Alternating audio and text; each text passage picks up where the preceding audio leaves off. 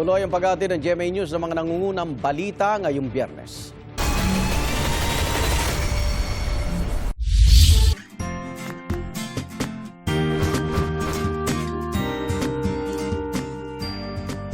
Tatlong tulog na lang bagong balik eskwela, 24 oras ang bukas sa mga tindahan ng school supplies sa Divisoria sa Maynila. Price check tayo sa unang balita live ni Jomer Apresto. Jomer. Igan, good morning. Ilang araw bago ang pasukan, hindi pa rin daw ganun karami ang mga namimili ng school supplies dito sa Divisoria sa Maynila. Hindi na nagsasara ang bilihan ng school supplies sa Ilaya Divisoria ilang araw bago ang pasukan. Sa pwesto ng tinderang si Evelyn, shifting sa pagtitinda ang ginagawa nila. Sayang daw kasi kung magsasara pa, lalo't inaasahang mas marami na ang mamimili ngayon ng school supplies. Although mas malakas po ang pang-umaga dahil talagang sa umaga sa gabi rin kahit paano meron pa rin po. Kasi po mahirap din na mailigpit ito. At saka talagang minsan po sa gabi, yung mga biyahero po ng mga gulay, prutas, bumibili rin po sa amin. Pero kahit malapit na ang pasukan, hindi pa rin daw ganun kalakas ang bentahan ng mga ito. Kung presyo ang pag-uusapan, wala naman daw paggalaw dito sa ngayon. Nasa 20 pesos pa rin ang writing notebook, composition notebook, spiral notebook at yarn notebook. Kung gustong makatipid, mayroong mga bundle dito na nasa 180 pesos lang ang kada 10 piraso ng notebook. Ang grade pad paper mabibili ng 35 pesos habang nasa 55 pesos ang intermediate pad paper. Mayroon din silang bundle para sa iba't ibang klase ng papel na nasa 120 pesos lang.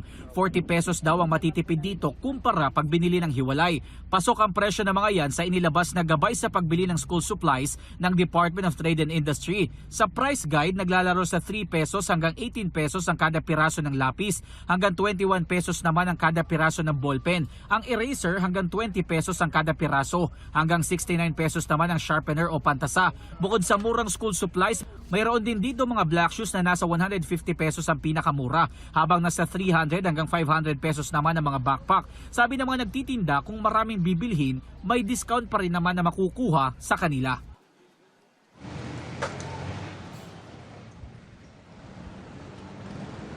Igan, sabi ng DTI, pwedeng bisitahin ang kanilang official social media accounts para makita ang kumpletong gabay sa pagbili ng school supplies. Para naman sa mga mamimili ngayon dito sa Divisoria, maiging magbaon po kayo ng payong dahil maulan ngayon dito sa Divisoria.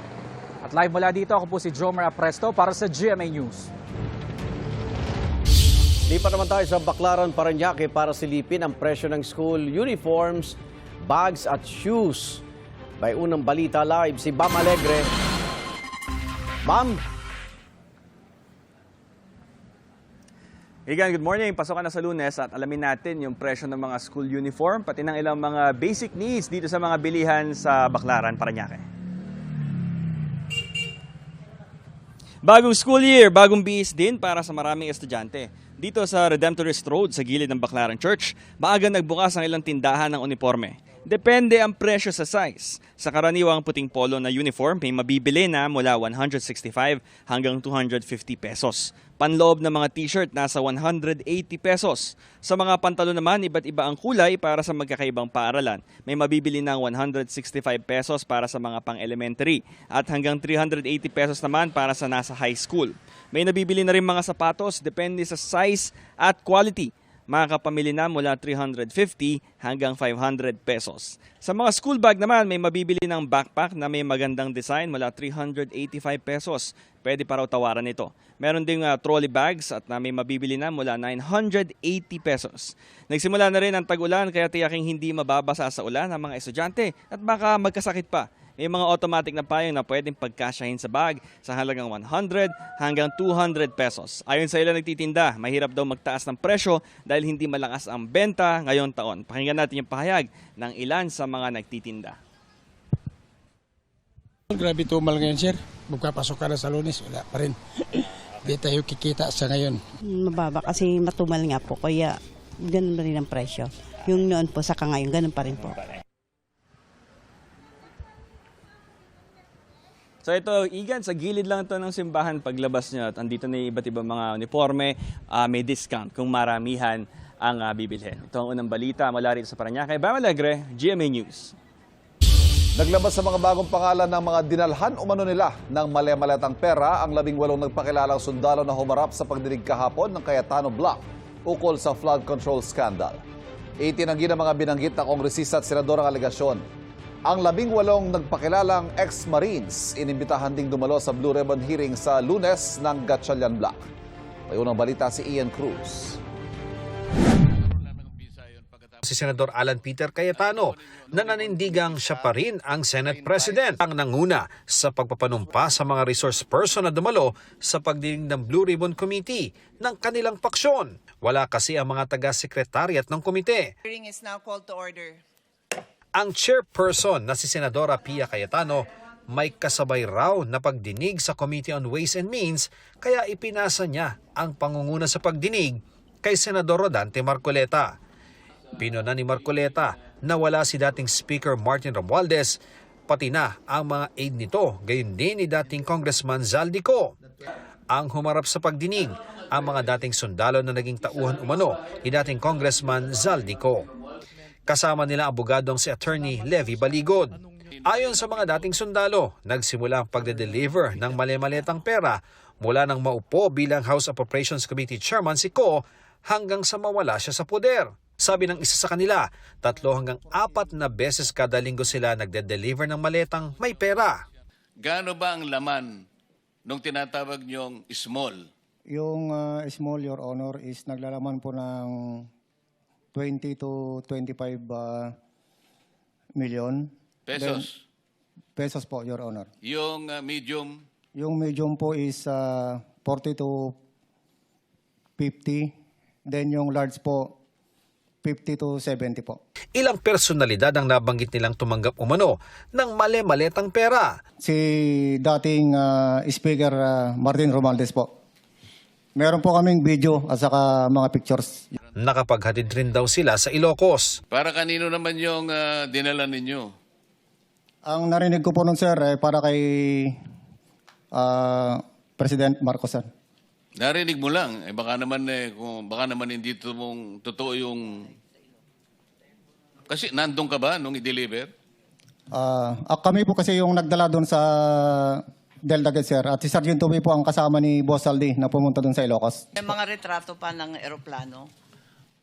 Yung nag-receive lang po kung sino po doon sa Paway po nag-receive po. Alam niyo yung address o yung bahay, kahit barangay lamang? Your Honor, hindi po kasi gabi po kami dumating ni Kong Saldi doon sa area po. Ayon kay Belnard Tube, tabing ilog ang pinuntahan nilang bahay pero hindi niya tsak kung lawa ito o dagat. Doon ma'am sa letter U na bahay ma'am kasi nakikita ko po yung mga picture ni dating president po na si Marcos din po. May picture din po sila ng family din po. Then yung room po yung telepono po kasi may mga pangalan po ng mga anak niya at saka ni... So nakapasok pala kayo? Yes po. Tinanong pa ni Senadora Amy Marcos kung may nakita ba silang opisyal sa Ilocos. Si Kong Sandro, then next po si President, din si First Lady po yung dumating nag-dinner po sila ni Kong Saldi. May dala kayong mga maleta. Iniwanan ninyo doon? Yes po yun. Kanino po? Nag-receive po ma'am si Kong Sandro na po eh. Binasa ni Cayetano na nakasaad sa affidavit ng mga dating sundalo na kasama sa nahatira ng maleta si Senador Tito Soto noong panahon ng kampanya noong 2024. Nagulat ako dito po sa letter E42 nakalagay dito, nag-deliver kay Senator Tito Soto. In-advise na kami ng team leader namin na mag-proceed na sa building ni Tito Soto sa Baclaran. So after lunch, nandun na po kami. Inungkat din ni Cayetano kung bakit nakasama sa listahan si Senador Erwin Tulfo. Nakapag-deliver po ako doon kay Senator Erwin Tulfo ng 2 beses. Yung una po, 2 maleta, tapos yung pangalawa po, 6. Ano yung 2 maleta? Anong size? Maliit na po, small tsaka medium. Maraming mambabatas din ang nabanggit na karamihan mga prominenteng figura sa mga investigasyon ukol sa mga confidential funds ni Vice President Sara Duterte. Kabilang na si Bicol Saro Representative Terry Ridon. Si Terry Ridon, sir. Nakita ko, sir, na yung sasakyan niya, BMW yun, sir. Terry Ridon yung congressman ngayon? Yes, sir. Ilang maleta naman ang binigay mo? Isang maliit din, sir. Idinawit din nila ang ilang miyembro ng Makabayan Bloc at si ML Party List Representative Leila de Lima. Pero Yung pagkabanggit nyo kay Congresswoman Leila de Lima, kasama siya sa mga congressmen ng 19 Congress. Hindi pa siya congresswoman noon eh. Bakit siya kasama rito dun sa listahan ninyo sa paragraph 43? Yun po yung siguro po may lapses po kami dyan kasi, Your Honor, Napagkamalan nyo siyang congresswoman noong panahon na yon? nung panahon na yun, Your Honor, hindi pa po siya kongresista. Pero yung namimit na po kami ni Attorney Baligod, congresswoman na po kasi siya. kasama rin daw sa nahatiran ng pera si Father Flavie Villanueva na kilalang tumutulong sa pamilya ng biktima ng extrajudicial killings noong panahon ng war on drugs.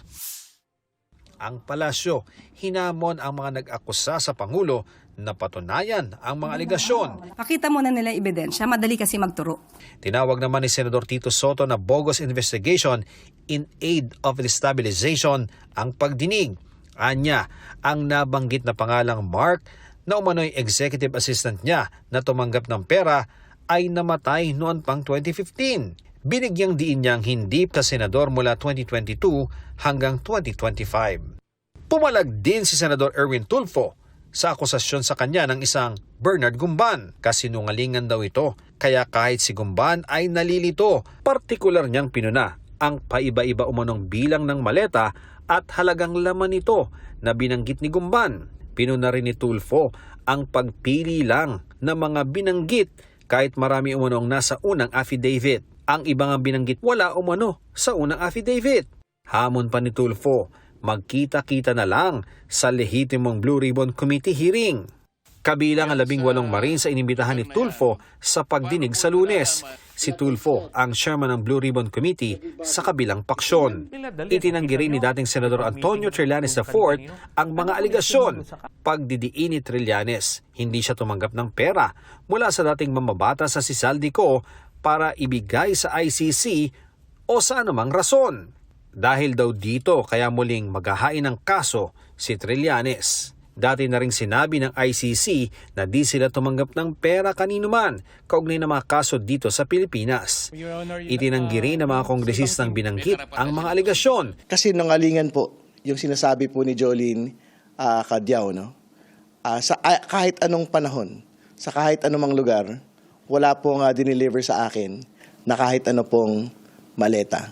Wala kaming transaksyon na maaari ko siyang bigyan o maaari niya ako bigyan ng pera. Itong ginagawa po nila ay para lamang i-discredit yung mga miyembro ng prosecution. Ngayon, sinasabi naman nila, binigyan daw ako sa townhouse. So dito kitang-kita na yung pagsisinungaling nila. Sabi naman ni Congressman Pepito Alvarez, ang pagdawit sa kanya ay posibleng may kinalaman daw sa hindi niya pag-endorso sa impeachment complaint laban sa Pangulo. Si Mike Defensor nagpadala sa akin ng impeachment ni Pangulo. Ako yung unang nandito sa cellphone ko, gusto nyo makita. Na kung maaari daw, endorso ko. Nung hindi ko inendorso, bigla na lang ako nagkapangalan dito. Ayon naman kay Congresswoman Jervy Luistro, layon lang ng aligasyon na sirain ang kanyang kredibilidad. Muli ring iginiit ni Congresswoman Leila de Lima na wala siyang tinanggap na pera, mapasamaleta man, paper bag o anuman. Nagkakabuhol-buhol na anya ang paratang laban sa kanya dahil imbento lang umano ang mga aligasyon. Tinawag naman ni Congressman Zia Adyong na political theater at pamumulitika ang ginagawang ito laban sa kanila. Naniniwala rin siyang sinadya ito para maging distraction sa papalapit na impeachment trial ni Vice President Sara Duterte. Sa pinagsamang pahayag ni na dating Representatives Franz Castro, Arlene Brosas at Raul Manuel, tinawag nilang nakakahiyang kasinungalingan ang mga pahayag laban sa kanila. Walaan nila silang anumang proyektong pang-infrastruktura na inirekomenda o ipinanukala. Tugon naman ni dating Congressman Ace Barbers, sa korte na lang daw magpaliwanag ang mga dating sundalo.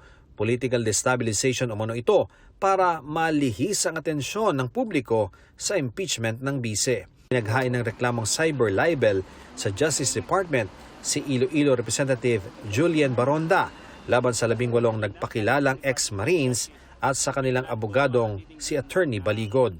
Sabi pa ng kampo ng mambabatas, ang karapatan sa malayang pamamahayag ay hindi sumasaklaw sa anilay sadyang paglikha ng mga gawa-gawang aligasyon na ang tanging layunin ay sirain ang reputasyon ng iba, iligaw ang publiko at pahinain ang tiwala sa public institution. Sinusubukan pa naming kunan ng pahayag ang iba pang mambabatas na pinangalanan ng mga nagpakilalang dating sundalo.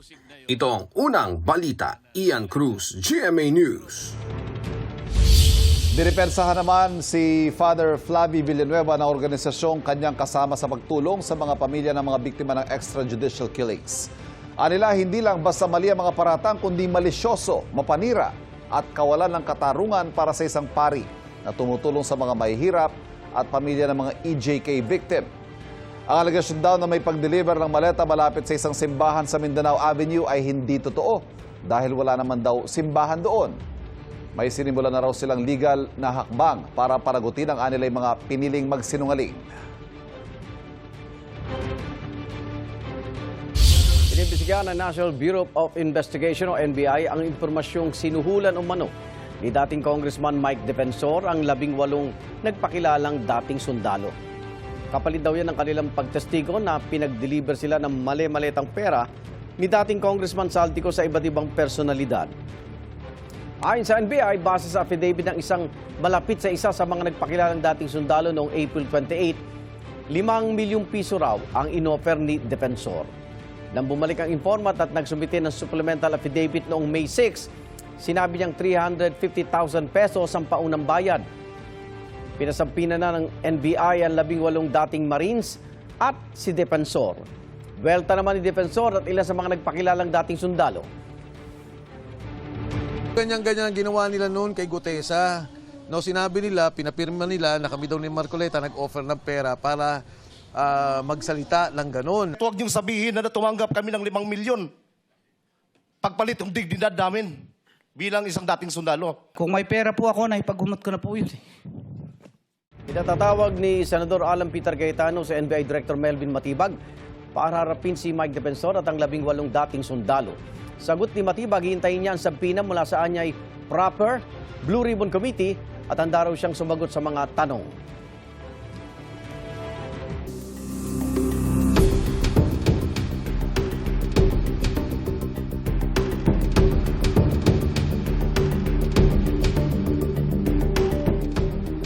Hindi na raw magsusumiti ng tugon sa mga sagot ni Vice President Sara Duterte sa Articles of Impeachment ang House Prosecution Panel. Kung bakit, alamin sa unang balita ni Tina Panganiban Perez. Hindi na reply ang ihahain ng House Prosecution Panel kaugnay ng sagot ni Vice President Sara Duterte sa Articles of Impeachment laban sa kanya, kundi isang manifestation o paliwanag kung bakit di na sila maghahain ng bagong tugon sa mga binanggit ng bise. Well, our position is not to file a reply because we believe na they did not dispute any allegation of facts doon sa Articles of Impeachment. It has been prepared already. So, peperma na lang ang mga House prosecutors. Balak din ng House Prosecution Panel na kausapin si Senate President Pro Tempore Win Gatchalian tungkol sa pahayag nitong manunumpa ulit ang mga senator judge para sa impeachment trial. Pangamba ni Luistro, baka makwestiyon pa ito dahil nakapanumpa na ang mga senador. We do not want to compromise the impeachment trial to the issues on leadership that is happening in the Senate, no? So we will be reaching out to the new leadership. Kung meron anyang dapat manumpa, baka yung bagong presiding officer kung mapalitan nga. Inamyendahan ng 12 nagdeklara ng quorum sa Senate session ang Impeachment Rule 2 na nagsasabing Senate President ang presiding officer ng impeachment kung hindi Pangulo ng bansa ang nililitis ng impeachment court.